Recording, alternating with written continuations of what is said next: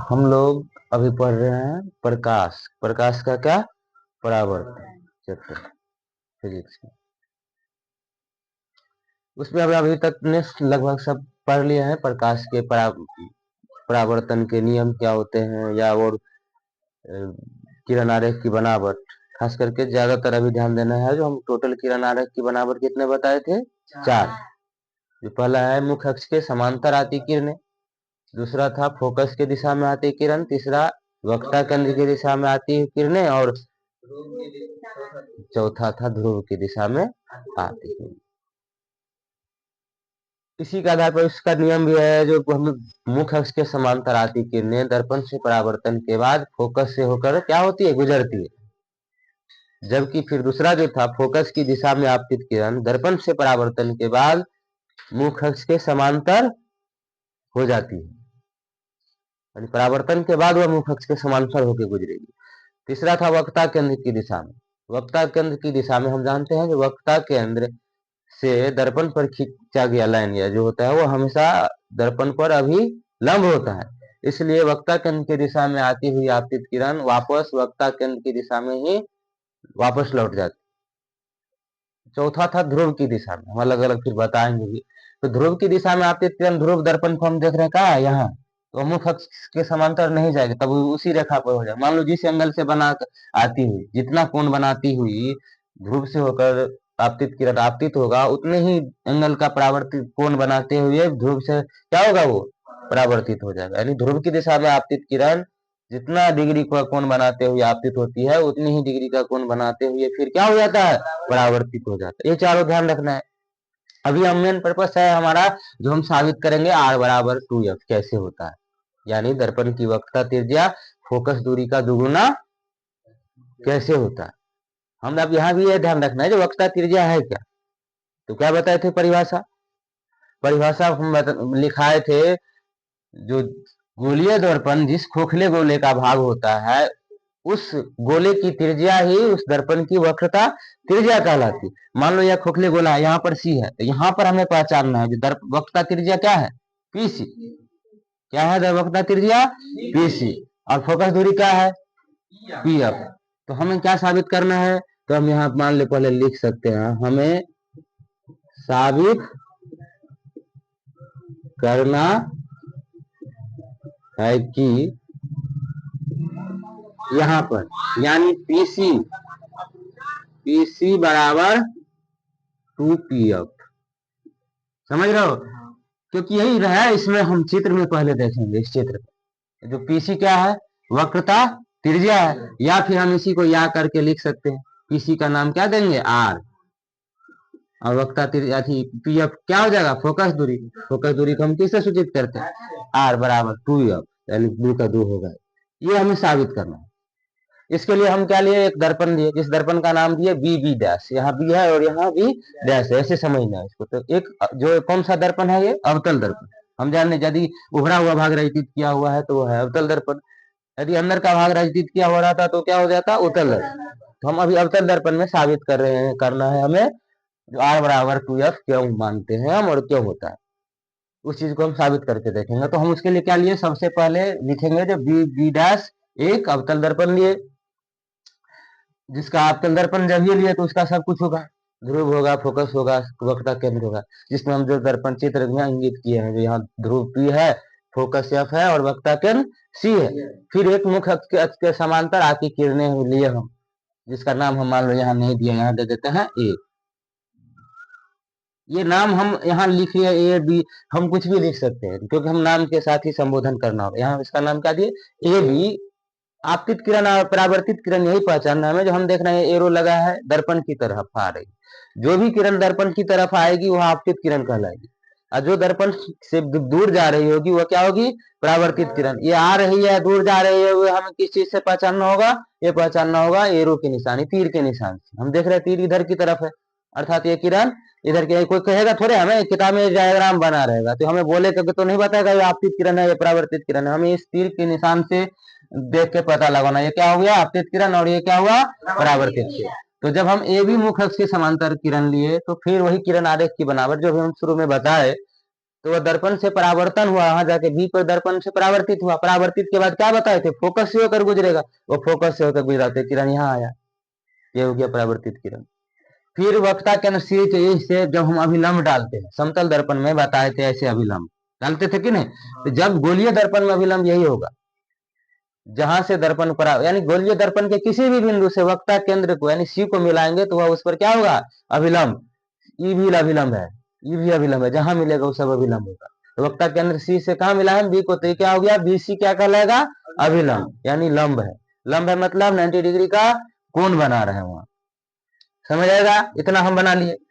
अब हम जानते हैं आपतित किरण और अभिलंब के बीच के कोण को हम क्या कहते हैं, आपतन कोण। आपतन कोण को सूचित करते हैं हम आई से।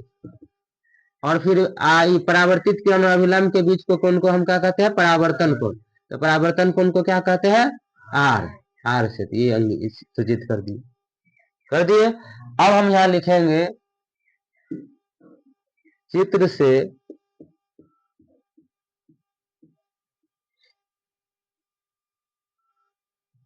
से कोण ए बी सी, ध्यान दो ए बी सी कहाँ आया, जब भी अभी ऐसा इस चित्र को हम पढ़ते हैं ना, कोण ये समझता है कि नहीं, तो ऐसे लिखेंगे कोण ए बी सी। तो अब चित्र में देखेंगे भी हम ए बी सी ऐसे घूमे, ऐसे गए बी सी, यानी ये कोण आए, जिसका क्या नाम है, आए।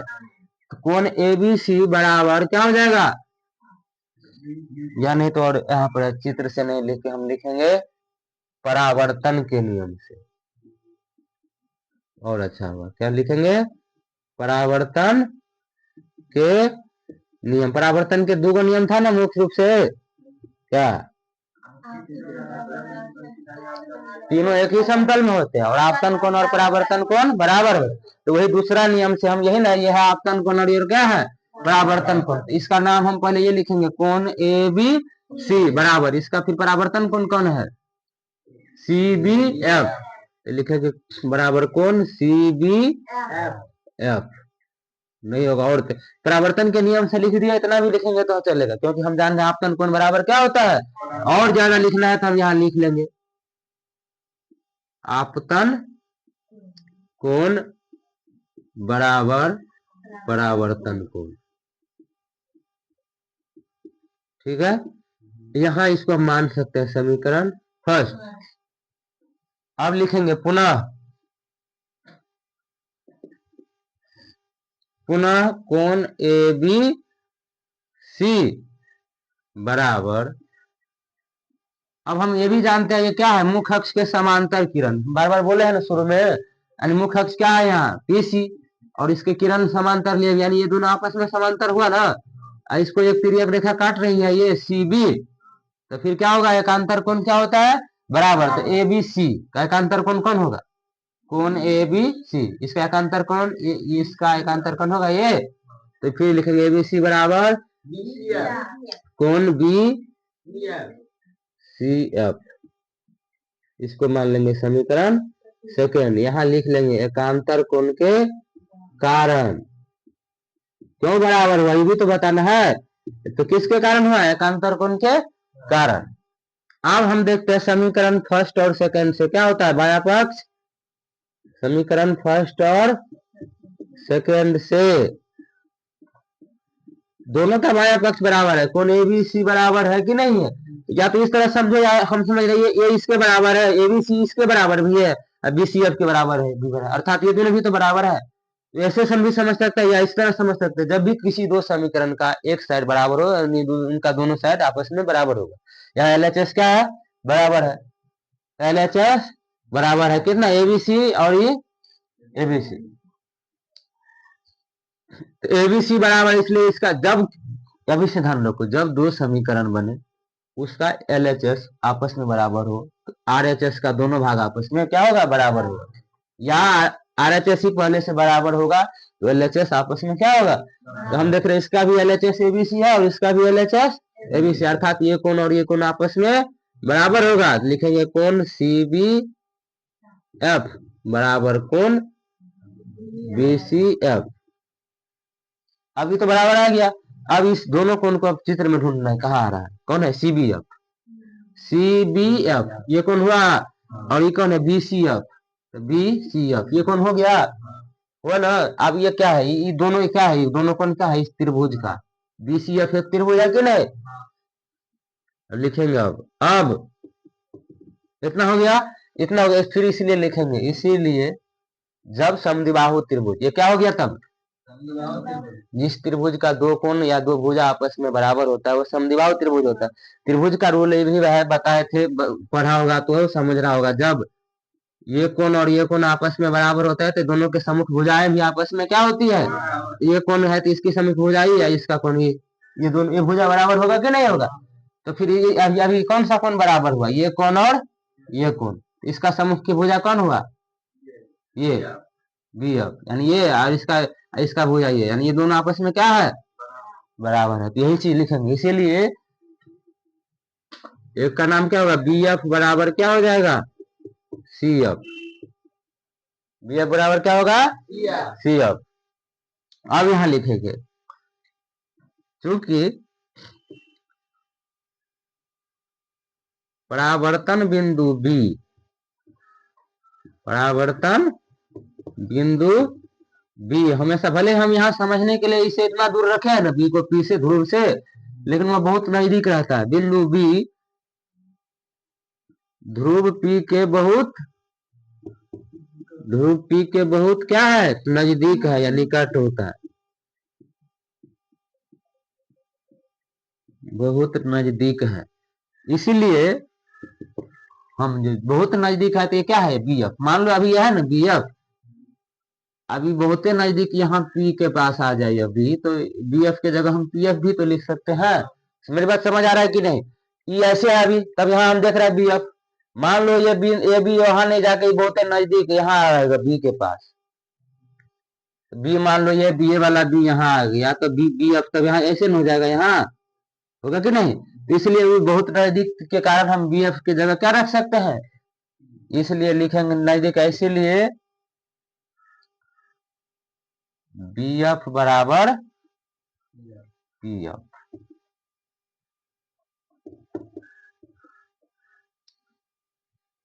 ये बराबर क्या आ गया, पी एफ।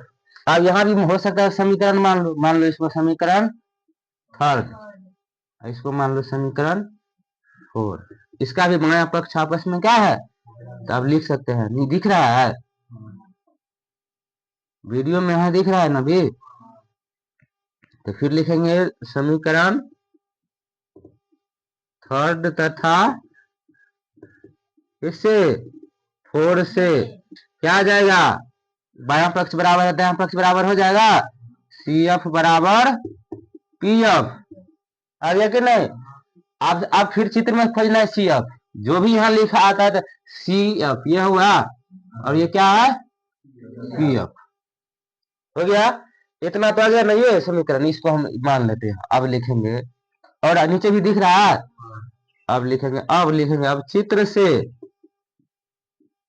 चित्र से हम देखते हैं पीसी बराबर क्या होगा, चित्र से पीसी को हम लिख सकते हैं P F plus C F.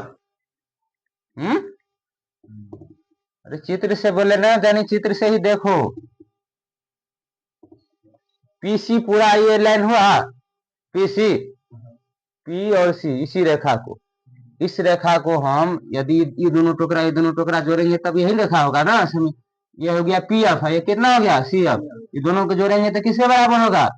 Geometry में ऐसे लिखना सीखना है तभी हम समझेंगे। तो पी यानी अर्थात पीसी को हम P F plus C F लिख सकते हैं कि नहीं लिख सकते, क्योंकि यही दोनों टुकड़ा मिलकर क्या बना है, पीसी बना है। अब पीसी बराबर, अब हम जान रहे पी एफ बराबर है किसके, यहाँ इससे है, हम सी एफ रखना होगा या पी एफ, कोई एक को रखो, मान लो नहीं किसी एक को रखो इसके जगह, जैसे पीएफ का पीएफ है ना, फोकस दूरी रखना होगा मान लीजिए, तो या इस साइड पीसी का क्या रखेंगे, पीसी बराबर पीएफ के जगह हम पीएफ रखते हैं, और सीएफ यहाँ बराबर है, सीएफ बराबर क्या है, तो उस सीएफ के जगह भी हम पीएफ डाल देंगे, क्योंकि इसके बराबर है कि ना, यहाँ पीएफ प्लस क्या हो जाएगा, पीएफ। फिर लिखेंगे या पीसी बराबर पीएफ, पीएफ क्या हो जाएगा, 2pf। अब हम जान रहे पीसी को ही ऊपर में क्या बोले थे, आर, पीएफ को क्या बोले थे, एफ, आर बराबर 2f, इसीलिए आर बराबर TF प्रूव्ड। ठीक है, या ऐसे भी लिख सकते हैं इसको, हम 2 को इस साइड लाइन लेंगे, f बराबर क्या हो जाएगा r बटा 2। ये दिख रहा है, नहीं दिख रहा है? ये दिख रहा है ना? एक तो ये प्रूफ हो गया, या फिर यहाँ भी लिखो कि f बराबर r बटे 2। ये भी नहीं दिख रहा है।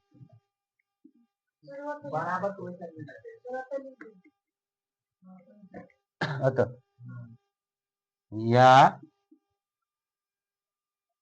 f बराबर r बटा 2, ये हो गया साबित। हम समझ पाए किस तरह से हुआ।